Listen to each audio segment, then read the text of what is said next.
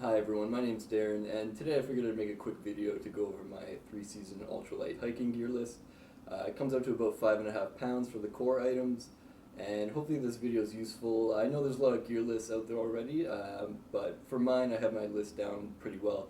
And another important part is that I'm also Canadian, which sometimes makes it difficult to gather up the items compared to being American. This is how I actually store my larger items or my down items when they're at home. This is a stuff sack that my Enlightened equipment quilt came in. So I just hang this in my closet and let my down items and my tarp and things like that stay lofted up and not super folded. So to start with my shelter option, again this is for 3-season conditions here in Canada, namely I'm in Ontario, so I frequent areas such as Algonquin or Killarney, but I've been all over the East Coast as well, and I'd imagine this would do well on the West Coast. From the ground up, I initially start with a polycro ground sheet, so it's just a very thin film here to keep dirt and the elements off my more delicate gear, such as my down quilt here. And this goes underneath my 9x6 Cuban fiber Z-Packs tarp. So this is just a very basic tarp with some tie-outs. The ridge lines on both sides I have to about 6 to 8 feet with 1.25 millimeter rope. Or spectra cord, whereas the sides are shorter, about 3 feet in length. The only other modification I've made is that on the other underside of the tarp at both the head and the foot is a glued on accessory hoop here, and this is for attaching my Sea to Summit bug net pyramid. This is necessary in most conditions, but in the shoulder seasons or up in the mountains and things like that where the bug pressure is really low, I don't bring it, but in most conditions I would bring this. So it hooks under the tarp and makes a pyramid for myself. And then within that shelter for my sleep system, I use a down quilt. It's a 20 Fahrenheit quilt from Enlightened Equipment, also from America. This has been an awesome investment. These quilts are getting pretty crazy these days, and I won't go over it, but online you can find information about the advantages and disadvantages of using a quilt over a sleeping bag, like a full mummy bag. But this is one area that you can cut a lot of weight but still have a good sleep system. And the final part to the whole shelter and sleep system would be my sleeping mat. This is actually integrated into my backpack, which is a 36-liter Gossamer Gear Murmur. So all the Gossamer Gear packs have the sleeping pad in the back sleeves here. So for myself, I use an extremely thin 1/8 inch closed cell foam or CCF pad. It's cut to torso length, so it goes from the top of my shoulders just below my butt. So to go back to my pack, which is a Gossamer Gear Murmur, as you can see, for my big three, which is your shelter system, your sleep system, and your backpack, all three of mine have come from cottage companies in America. We do have a lack of those kind of companies here in Canada, so I mostly did a bunch of research over a year or so before really investing in these pieces. So the upfront cost is a lot more than items you would find in Canada, but the overall durability and reliability and things like that is really improved with these pieces from America. So this pack, very basic, it's 36 liters, just has a giant front mesh pocket and 2 side pockets. So I'll start with hydration, I guess. I use a 1 liter smart water bottle with a pop top added onto it there. And for actual filtering water, I use a Sawyer Squeeze, which apparently is now on sale quite often in Canada, which is pretty good. You can just get it on Amazon. It used to come from the States or be really expensive here, but it's like 30 or 40 bucks. And the whole kit always with the squeeze comes with these squeeze bags. I also bring a 1 liter one in addition to my smart water bottle, so my full capacity is 2 liters. Generally I drink a ton of water at the source, almost a full liter, and then filter out another full liter and then fill my dirty bag. So I'll be fully hydrated and carrying 2 liters of water till the next source, which is never really too far in Ontario. So Tarp Systems and other shelter systems, you can use dedicated carbon poles and things like that, or more often people use trekking poles. I used to use the dedicated poles, but now after a few knee strains and things like that, I've taken up trekking poles. So that's almost everything on the outside of my pack. One addition I've made is my Z-Pack shoulder pocket here. As you can see, I use no hip belts and therefore also no hip belt pockets on my pack. But this thing has taken over that duty and just been way more accessible.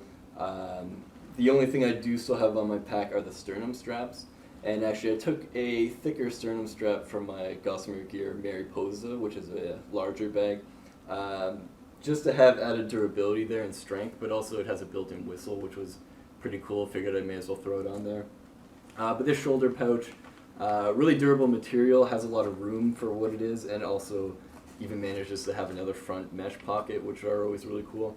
And yeah, so I always have map and compass, my phone, even my phone charging, while I have a snack and other things in there. It's just really all in one and awesome. So like most ultralight hikers, I use a pack liner. It is from Gossamer Gear as well, just because, as you'll see, it's gosseted on the bottom, so it really fits perfectly. But you can use any trash compactor bag or anything that's a little bit more durable than a normal trash bag. So obviously I missed part of my shelter, which would be my stakes. So they vary from the V-shaped stakes or the spike shaped. I have one or two shepherd stakes as well, but they're generally less durable or reliable. So yeah, I normally stick with the V-shape or the spikes. And the last thing in my pack is my ditty bag. It's just all my little things like first aid kit, hygiene kit, repair kit, which I'll go over now.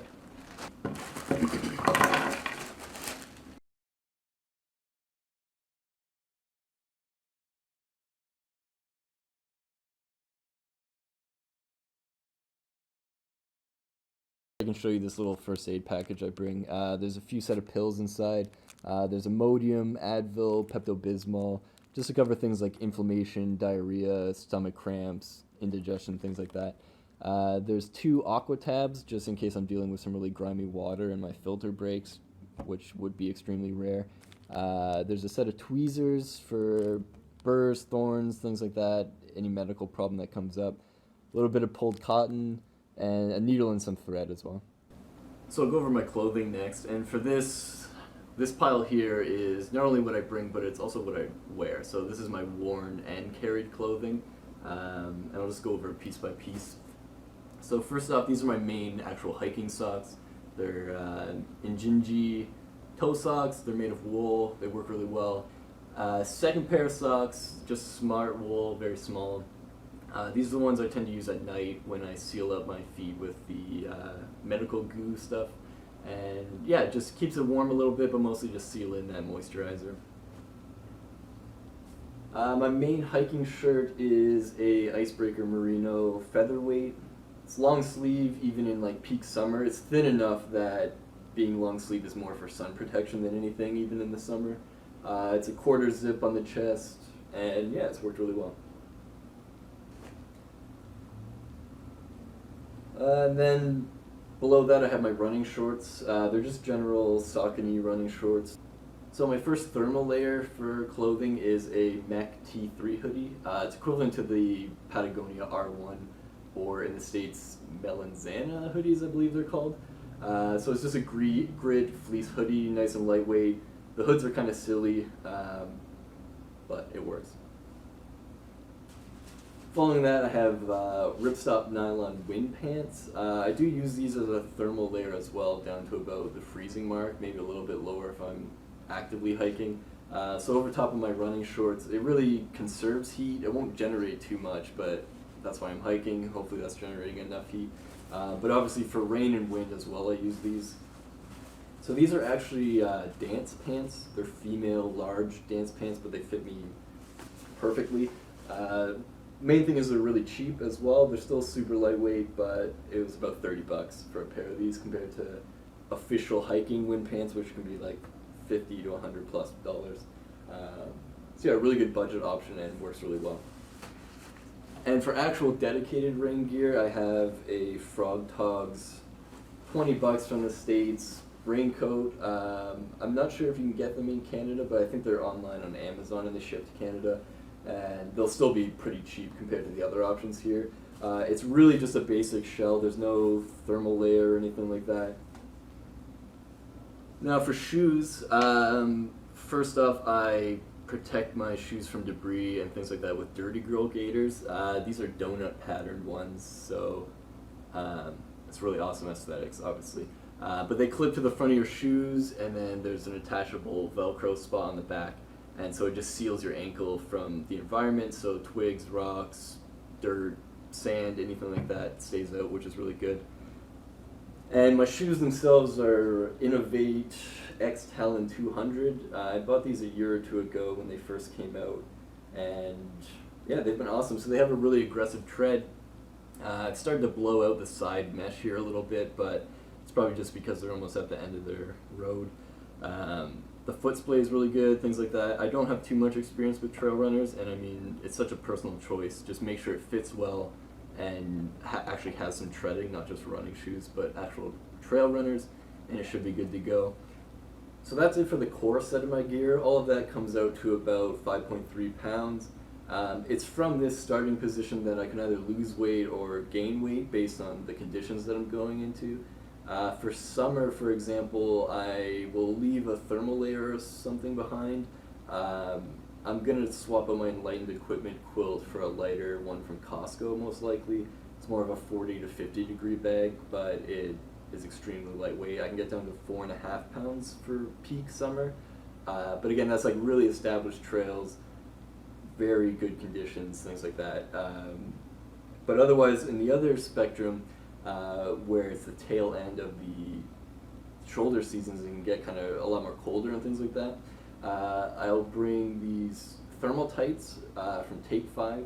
They're just off Amazon. They're made in Korea and they're extremely cheap. I think they're like 10 to 15 bucks. This is a thicker version though compared to the normal ones.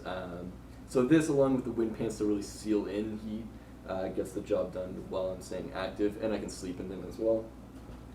The other option, if I'm hiking less than I'm camping, or I just need more thermal generation while I'm hiking, I'll bring a Uniqlo down jacket. Uniqlo's a really good cheap budget option. It's really lightweight. Don't expect like crazy heat generation from this, but for what it is, it's really lightweight and gets the job done. Bug netting is an item I'll sometimes bring, more so actually most of the time, especially in Ontario. Bug pressure is another factor, just like temperature and water availability and things like that you should check before you go out.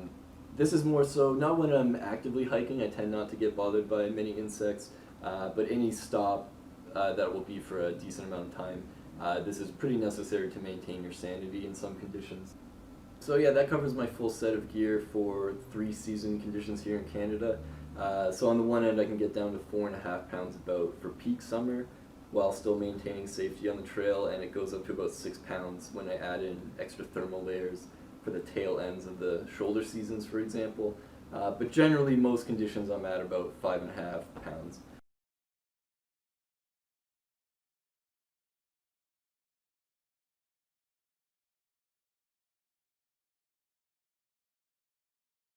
Today I figured to make a quick video to go over my 3 season ultralight backpacky.